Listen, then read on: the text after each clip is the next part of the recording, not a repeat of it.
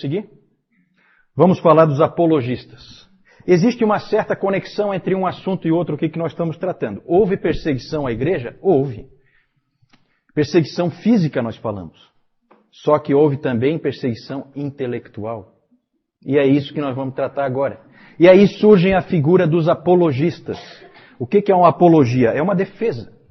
Um apologista é um defensor da verdade. Esses apologistas, eles aparecem desde o início. Na verdade, o primeiro ataque intelectual à fé cristã veio com os judeus, foram os primeiros a atacarem o cristianismo. E lá no Novo Testamento nós já vemos como é que é a linha de defesa do cristianismo em relação aos judeus. Já no Novo Testamento a gente vê isso. Quem é que lembra? A linha é sempre a seguinte: o cristianismo é uma continuidade do judaísmo. Porque é a vinda do Messias prometido. Então sempre a igreja teve o Antigo Testamento como suas escrituras, porque não é nada mais nada menos do que uma continuidade. E o judaísmo, quando ele não migra para o cristianismo, ele estagnou, ele errou o alvo. Quem é que lembra onde no Novo Testamento que nós já temos defesas nessa linha? Vamos lá, provinha, prova oral. Defesas nessa linha de que o cristianismo nada mais é do que uma continuidade do judaísmo. Em Atos, Pedro em Atos, tem um exemplo melhor em Atos. Estevão, perfeito ali, né? É uma apologia bem clara em que ele mostra toda a sequência e apontando para essa linha de raciocínio. Temos uma carta também no Novo Testamento que é praticamente trabalha só isso. Qual é? Qual é a carta? Hebreus, exatamente. Hebreus. É a carta aos... também trabalha exatamente isso, uma continuidade em relação ao judaísmo. É isso que o livro de Hebreus trata. Que segundo Lutero cria, né? Foi escrita por Apolo. Também é um nome duvidoso porque também é o nome de um deus grego. Apolo de Alexandria, né? O grande pregador. Né? É isso aí. Não vou dar por causa do deus grego, né? Mas é nome duvidoso. Tito já está nessa turma aí. Só que eu quero trazer alguém realmente mau para o meu lado. Eu já trouxe o Augusto e quero ver se trago mais alguém.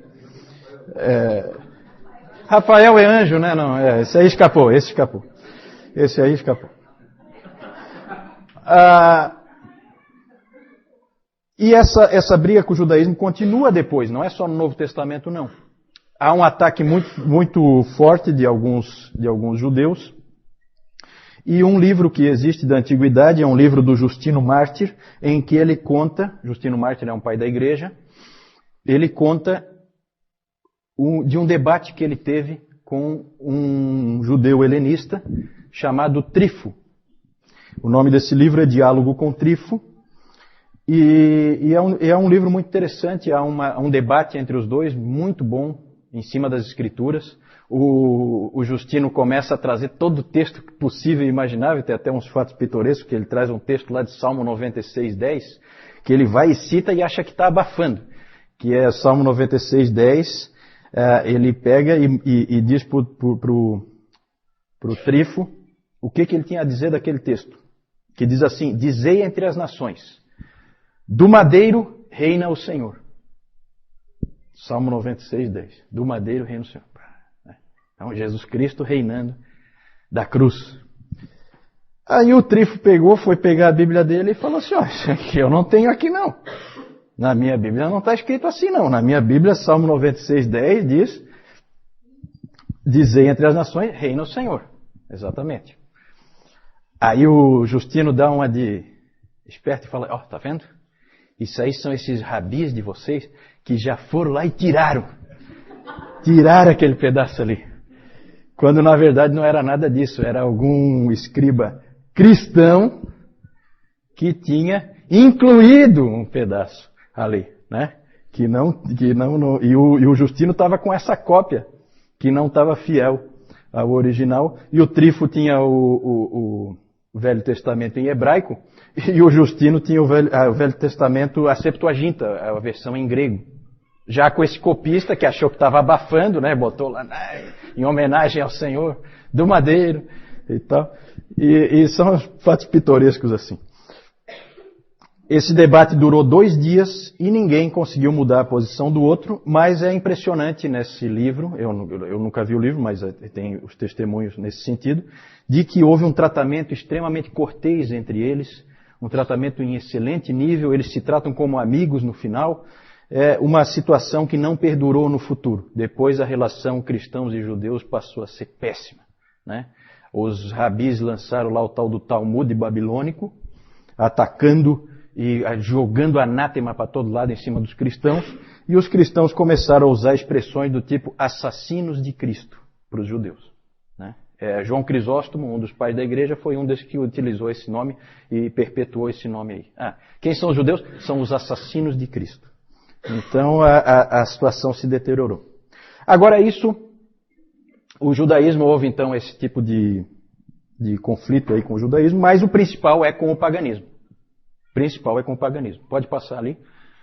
E aí nós temos várias obras da antiguidade aí, escritas por cristãos, para defender o cristianismo. Nós temos essa Epístola a Diogneto. É um material muito interessante, com uma boa visão da graça, porque uma coisa que é interessante dessa época aí da história da igreja é que ninguém entendeu a graça. Ninguém. Tinha que esperar chegar Agostinho para entender Paulo, porque ninguém tinha entendido Paulo. E essa epístola chega perto. E ela é muito bonita, ela usa a expressão de que os cristãos são a alma do mundo. Ela tem, assim, momentos bem interessantes. Esse Octávios de Minícius Félix é a história de um diálogo entre Octávios e Cecílius. Esse Octávios era cristão e ele, então, começou a discutir com esse Cecílius. E ele acaba convertendo os Cecílios. E é interessante que já naquela época, quando você pega esse material, que é lá do 2º século, você já vê os mesmos ataques à fé cristã que existem hoje. É impressionante como é sempre as mesmas coisas que se diz. Não há assim novidade, né? É sempre a mesma coisa. Esses ataques que vinham de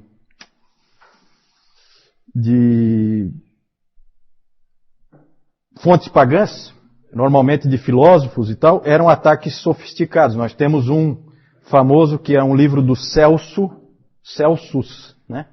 Esse Celso, não tem um Celso aí não, né? Eu estou louco para trazer alguém. Esse Celso publicou o livro Verdadeira Razão, em que ele ataca, destrói mesmo o cristianismo. E aí vem o Orígenes, que era um gênio, que é aquele que a mãe preservou escondendo a roupa. O Orígenes, ele escreve um livro famoso que se chama Contra Celsum, em que ele rebate todas as acusações do Celso. Então os apologistas, é sempre esse trabalho de escrita, é sempre esse trabalho de ataques, e eles daí se defendem, esses ataques mais sofisticados, mas também havia ataques intelectuais mais grosseiros.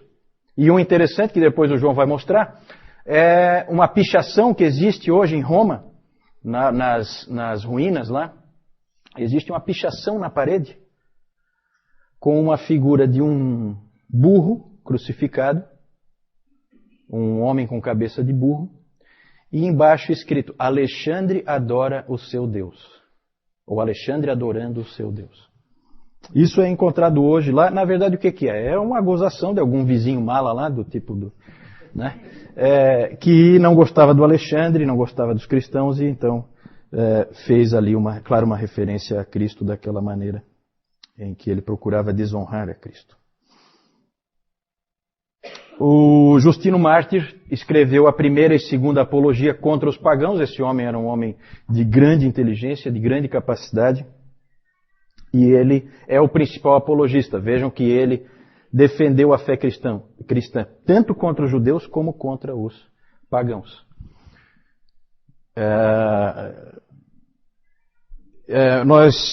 Na verdade, nós temos que agora parar para pensar um pouquinho porque a relação entre o judaísmo e o cristianismo é evidente, é simples de ver. Mas a relação entre o cristianismo e o paganismo é um pouquinho mais complicada. E aí havia um problema, havia uma dificuldade. Como tratar a cultura em que a igreja está inserida? Como ver a cultura? Como encarar? Devemos pegar o que se sabe, o que se conhece na cultura pagã e trazer para dentro da igreja, ou devemos nos afastar completamente? Isso foi um problema muito sério, uma dificuldade muito grande para a igreja saber como tratar isso. Daqui a pouco nós vamos ver em detalhes como que isso funciona. Na verdade, nós temos duas abordagens, duas formas de tratar a cultura nessa época dos apologistas. Pode passar isso. Cristianismo e cultura, duas abordagens. Uma é a abordagem de Clemente de Alexandria. Clemente, como um homem de Alexandria, evidentemente ele tinha em alta conta todo o conhecimento que já existia, conhecimento pagão, todos os escritos filosóficos, tudo para ele era de grande valor. E ele, então, ele enxergava assim. Quando ele era perguntado se os cristãos deveriam repudiar todas essas coisas ou abraçá-las, o Clemente respondia: se alguém precisa de comida, deixe-o ordenhar a ovelha. Se precisa de roupa, deixe-o tosquiá-la. Da mesma forma, deixe-me usufruir da erudição grega. Ele achava que todos os filósofos pertenciam aos cristãos. Que aquilo tudo era dos cristãos. E que aquilo tudo era para ser usufruído pela igreja. E não jogado fora. Essa era a postura do Clemente de Alexandria. Não é à toa que venha de Alexandria esse pensamento. E o Justino Mártir tem uma frase famosa dele em que ele dizia que onde quer que haja verdade, ela vem de Cristo e pertence a nós. A mesma atitude. É verdade? É nossa. Então vamos pegá-la para nós. Essa é uma atitude, a atitude de integrar essas coisas no cristianismo. E a outra atitude, saindo de Alexandria, que é no norte da África, e indo mais para o ocidente, mais para o oeste, nós chegamos em Cartago, também no norte da África, e lá nós encontramos Tertuliano. E Tertuliano tem uma postura oposta. Ele acha que não deve haver nenhum vínculo entre a igreja, entre a fé cristã e a filosofia grega, o pensamento dos pagãos. Quem é que está certo? Pergunta difícil. Na verdade, a postura de Clemente, e que também foi depois a postura de Orígenes, que é sucessor de Clemente em Alexandria, é uma postura perigosa, porque ela leva facilmente a um sincretismo. Parecido com o que existe hoje em dia, né? Quando a gente pega e inclui a ciência dentro da igreja, e aí acontece coisas como a que o Nilton pregou hoje de manhã, de pessoas que misturam o relato bíblico com o evolucionismo, ou então no tratamento das vidas das pessoas na igreja, você começa a misturar a palavra de Deus com a psicologia, por exemplo.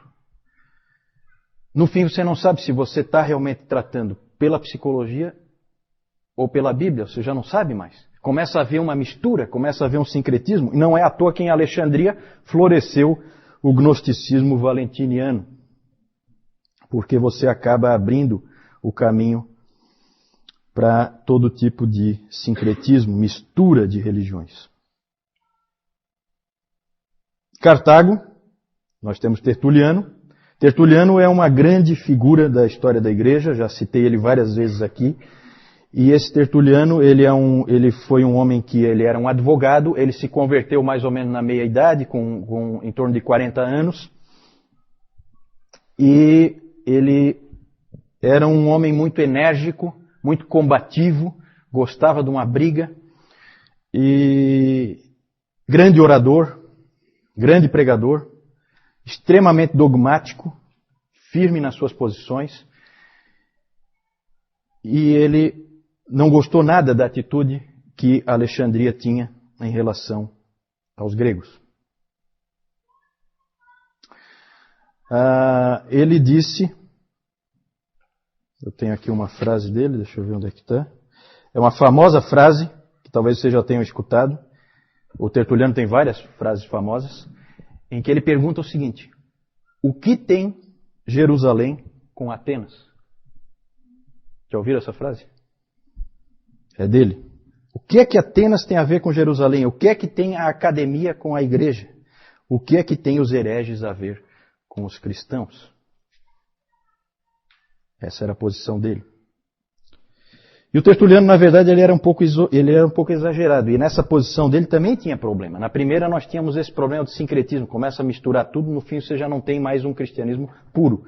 E no caso do Tertuliano, você tem um isolamento da igreja em relação à cultura. Ele se isola. E você começa a ter um cristianismo estranho. E o Tertuliano tinha umas frases que não ajudavam nada. O Celso criticava, o Celso que eu falei antes, um crítico dos cristãos, ele criticou no seu Verdadeira Razão, ele disse o seguinte, que os cristãos dizem, não faça perguntas, apenas creia. Isso para o Celso era inadmissível. E o Tertuliano, acho que ele ia um pouco nessa linha, porque olha só essa frase dele, que sempre deixou todo mundo estupefato. Ele dizia assim, eu creio porque é absurdo. O Filho de Deus morreu. Isso é crível porque é uma tolice. E ele foi morto e ressuscitou. Isso é certo, porque é impossível. Esse tipo de atitude não ajudava nada, porque, na verdade, pessoas como Celso achavam isso uma coisa irracional. E o cristianismo não é irracional. Então esse aí é um outro extremo que o Tertuliano foi, que também não foi muito legal.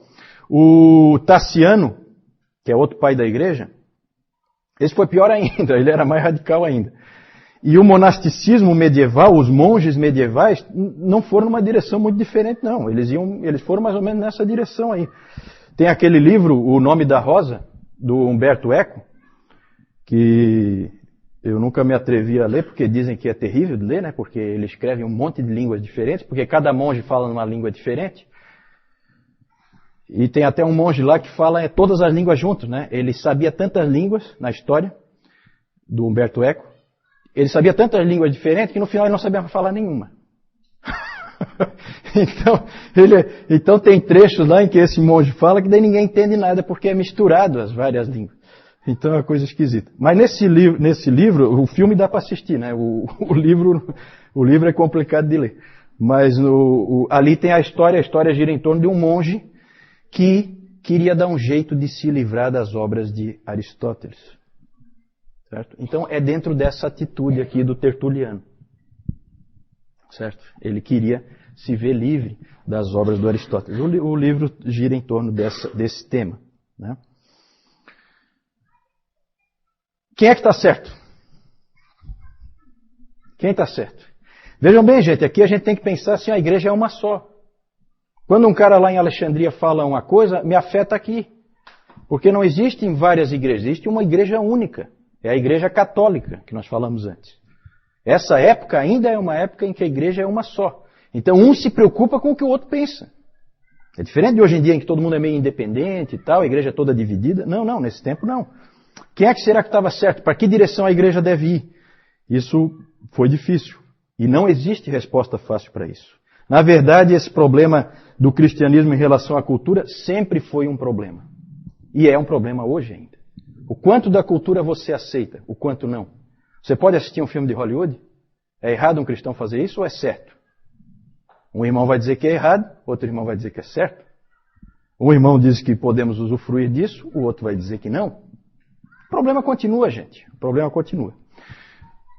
Pode passar? Existe uma classificação interessante do Richard Niebuhr, em que ele classifica assim a relação dos cristãos com a cultura. Isso a gente vê ao longo da história da igreja, vai aparecendo esse tipo de tensão. Existe a situação Cristo contra a cultura.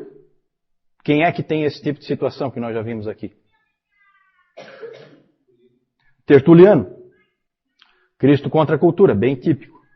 Cristo da cultura não é o Clemente, nem o Orígenes. Aí aparece uma outra pessoa que nós vamos ver um pouquinho mais para frente, que é o Eusébio. O Eusébio de Cesareia. O pai da história da igreja. Esse aí entra ali, Cristo da cultura. Temos o Cristo acima da cultura, que aí sim entra o Clemente. E entra também mais para... Entra o Orígenes e entra mais tarde Tomás de Aquino, em que a cultura, ela é... Nós temos que extrair da cultura o que é bom para nós. Cristo fica sempre acima, mas a gente usufrui da cultura que está num nível um pouco mais baixo. Aí tem a quarta visão, Cristo e cultura em paradoxo, que é a visão do Lutero, em que Lutero dizia, há uma tensão contínua, não dá para resolver, aceite. Aceite. Vai ser sempre assim. Não dá para resolver. E a última visão, Cristo, o transformador da cultura, que é a visão tipicamente de Calvino, e também podemos encaixar ali Agostinho. Nós vamos depois tratar dessas pessoas, a gente vai ver esse tipo de situação, mas sempre foi um problema, continua sendo. O livro do Niebuhr também não resolve o problema, ele só coloca o problema, não dá a solução. Acho que ninguém vai dar nunca a solução. Isso é sempre um problema na igreja, e eu acho que sempre vai ser. Pode passar? João. Essa aqui é aquela pichação que foi colocada lá no muro ali daquele vizinho mala. Aqui, representando a cruz, aqui uma figura com a cabeça de um burro. E aqui, Alexandre adorando ali o burro. Então, quer dizer, se tem um adorando um burro, seria mais ou menos assim, um burro adorando outro burro, né? E aqui nós temos o Justino Mártir, figura dele. Próximo. Aqui nós temos o famoso farol de Alexandria, o porto de Alexandria também. Aqui o farol, onde já foi falado ali, inclusive da biblioteca lá de Alexandria.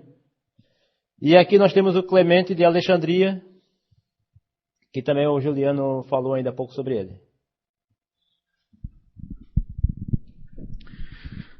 Alguma pergunta aí em relação aos apologistas?